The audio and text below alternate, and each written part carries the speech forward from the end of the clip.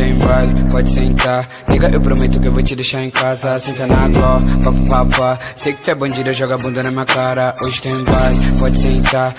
Família, começando mais um videozinho no canal. E família, vocês estão ligados, né? Que eu não sou muito de gravar esses videozinhos aqui de final de temporada, coletando os itens e tal. Então, eu também não quero um vídeo muito longo, tá ligado? Então, ó, fica com o cara mais bonito do Bomber Friends. Calma aí, tropa.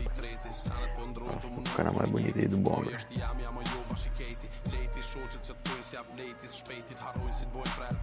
Nossa, olha aí, cara, muito gato, cara, na moral. É louco, se fosse guri eu pegava, parceiro. Mas é isso aí, família. Tava mudando de conta aqui, entrei aqui na minha conta é secundária, né? Porque eu decidi gravar esse videozinho, tá ligado, família? É 2 horas, daqui a 4 horas vai iniciar a temporada.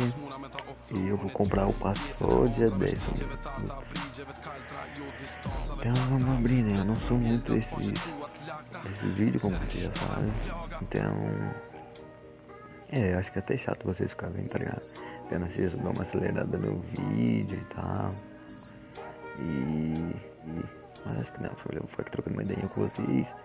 Mas, mano, nossa, louco já pra abrir já o baú extravagante, que é o baú da Liga Ouro, né, que eu consegui.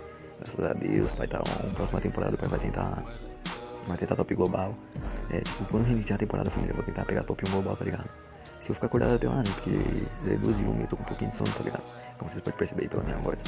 Mas, tipo, sei lá, nem que eu ganho 2 e fico com 2.834, tá ligado? Pra ir pegar top 1 global, tá ligado? Tipo, eu quero pegar top 1 global pelo menos, tá ligado? Tipo, pra falar que eu já peguei top 1 global. Mas depois eu vou pegar do jeito certo, tá ligado? Tentar pegar top global do jeito certo mesmo. Que é pra mim, com 4 mil troféus, desse jeito. E é bom que não acaba mais, você é louco, parceiro.